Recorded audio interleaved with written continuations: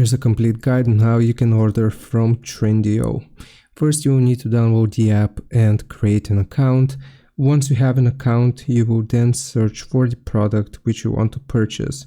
So here I'm just going to click on dresses and get the first product that I see. You want to add it to your cart and you have to choose the size for the specific product, and also there may be other specifications which you need to choose when choosing or getting the different products. Afterwards, we'll click on add to cart. Now it's going to look like this. This is going to take us directly to our cart.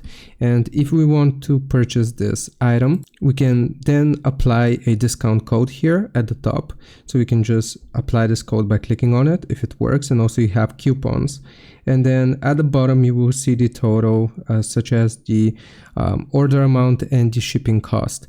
And you can see the available payment options. So here it is going to give you the option of Visa, MasterCard, American Express, Apple Pay, and all of these other options. So then you can just click on checkout. Once you click on checkout, you will have to confirm your location here.